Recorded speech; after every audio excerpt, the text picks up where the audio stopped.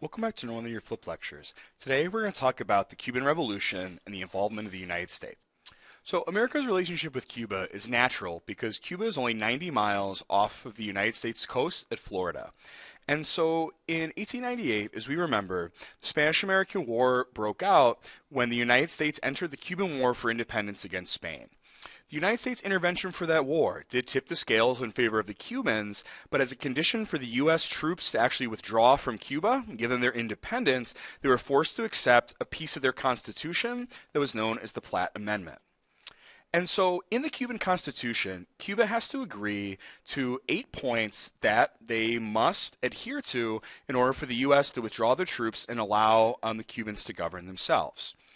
The major points of these create U.S. dominance over Cuba, what we call unequal diplomacy, a relationship of two countries where one is clearly dictating terms to the other. And so the three major parts of the Platt Amendment that cause this is one, that the government of Cuba consents the United States may intervene for the preservation of Cuban independence, which basically gives the Americans a full kind of blank check to intervene in Cuba. That the government of Cuba will sell to the United States lands necessary for bases and things, and so the United States basically is going to maintain military installations in Cuba still to this day. And then thirdly, the government of Cuba was forced into a permanent treaty with the United States, and any violations of the U.S. dominance over Cuba would be seen as a violation of that treaty and perhaps a pretense for military intervention. And so in 1902, the Republic of Cuba is proclaimed. And it's nominally a democracy, where they have elected representatives, but in reality, the United States has a lot of influence in this government. But during the Great Depression in the 1930s, there's a lot of political turmoil in Cuba, which actually led to the overthrow of a government by the military in 1933. And this 1933 revolt was led by Fulgencio Batista, who is going to be a military leader and a politician in Cuba. So he emerges on the scene, but very quickly he shows no intention of actually kind of governing as a military dictator.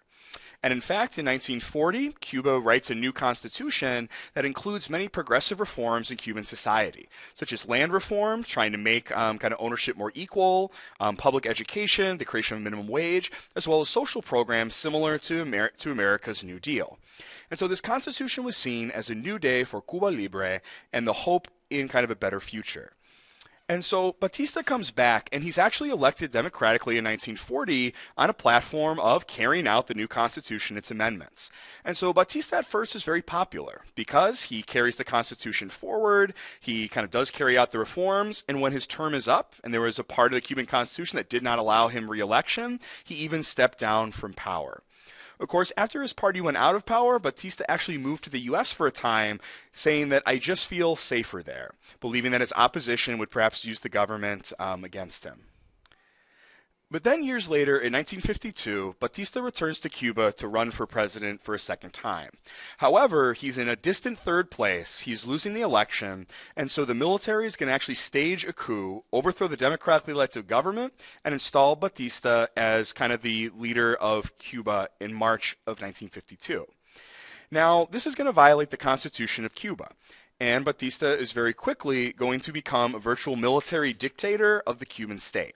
It's a police state, kind of operated and enforced with the force of the police as well as the military, and this system is going to create an immense amount of economic inequality between kind of the peasants and those who are going to own kind of businesses. Also, too, the U.S. government is going to have an incredible influence on Cuba, and the Constitution of 1940 reforms are going to be largely abandoned in favor of courting U.S. business interests. And so U.S. business is actually going to own a majority of industries, resources, and even the public utilities of Cuba. For instance, the U.S. owned 80% of all of Cuba's mines, and they had 25% of all of Cuba's bank deposits. And so when you're talking about economic domination, the United States essentially owned large parts of Cuba.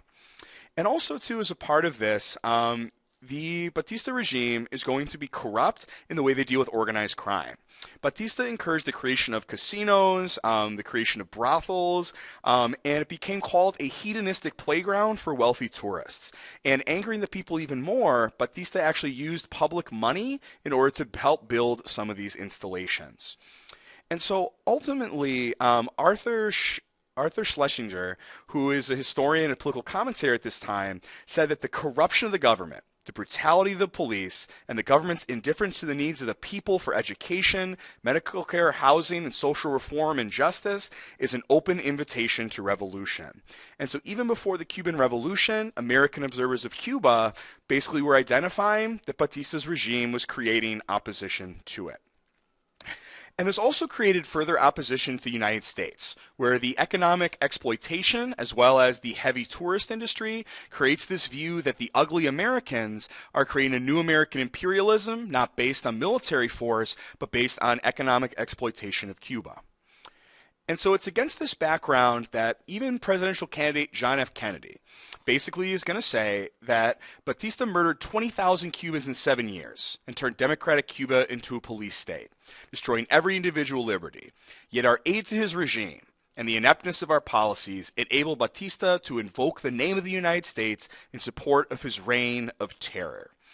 And so the United States is recognizing, even as they're supporting Batista, that his policies are not really in line with American values, and that his continued reign is going to make Americans even more unpopular in that part of the world.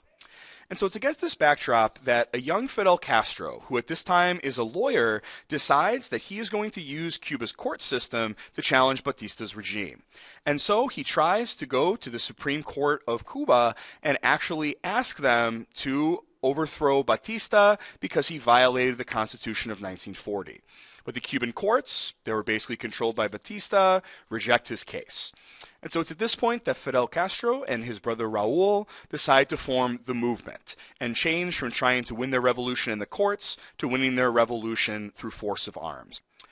And so on the 26th of July of 1953, Castro's movement began their first attack on the Moncada barracks.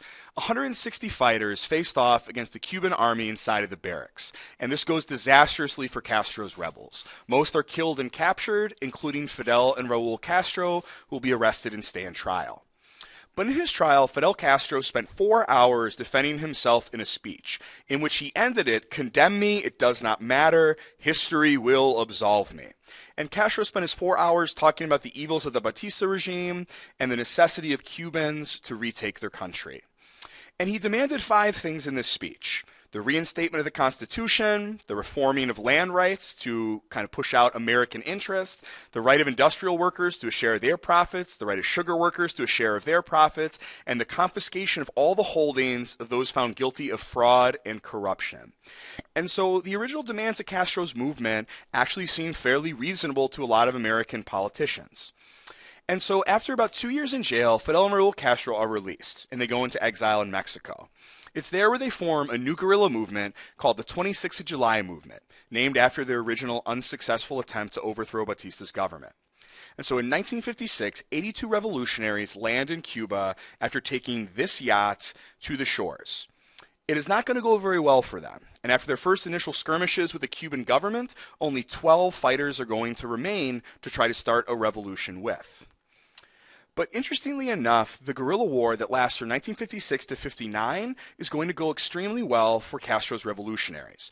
Though they have to kind of start with only 12 after the initial kind of battles, they are actually successful in raids on Cuban military, and their message is going to attract the support of many peasants throughout the countryside and in the mountains of Cuba. And eventually, defeats of the Cuban military, once they are successfully recruit a larger force, is going to force Batista to actually flee the country and go into exile in the United States. And it's at this point that Castro's 26th of July movement, along with other revolutionaries, march into Havana and declare the creation of a new Cuba. And so this new Cuba is going to be ruled by one party, the Communist Party. And in this photo, from left to right, you can see Che Guevara, Raul Castro, and Fidel Castro, who are going to form the backbone of the communist leadership in Cuba. And so Castro's government is going to be set up in opposition to what he called American imperialism. And so therefore, he advocated for the nationalization of all resources and industries, especially the ones owned by U.S. interests. He also sought to reform education, provide better health care to Cubans, and he actually increased civil rights for both black Cubans and for women, who played a very large role in the fighting of the Cuban Revolution. But the downside of this was that this also involved the persecution of political enemies, executions, confiscations of properties, and all the violence that comes along with a revolution. And so for a time, Fidel Castro was actually viewed as kind of a decent person, a decent leader. And the United States under Dwight Eisenhower actually originally recognized Castro's government as the legitimate government of Cuba, pulling its support from Batista's government after the end of the revolution. And so Castro actually toured the United States for 2 weeks, meeting with leaders including then U.S. Vice President Richard Nixon, and a lot of people actually saw him as a reformer who was going to bring more freedom to Cubans. But in the context of the Cold War, American interests began to fear that a communist revolution in Cuba, even though it was very nationalist, might spread to other countries. And so the Cuban government began seizing U.S. property in the country, and so the U.S. began to turn on Castro. And so after Castro's reforms, economic restrictions on Cuba began. And eventually the U.S. is going to put a full embargo on trade with the Cubans. And so because of this, Cuba turns halfway around the world, and they form an alliance with the Soviet Union, both economic and military. And so it's at this point that the United States began looking for ways to get rid of the Castro government and to install a more pro-United States government. And so in summary here, historic U.S. policy in Cuba helped lead to the Cuban Revolution, as far as the Platt Amendment and the propping up of the Batista regime and the economic exploitation. But then the Cold War led to the separation of the U.S. and Cuba over these issues. And I think John F. Kennedy put it best when he said, "We let Batista put the United States on the side of tyranny, and we did nothing to convince the people of Cuba and Latin America that we wanted to be on the side of freedom."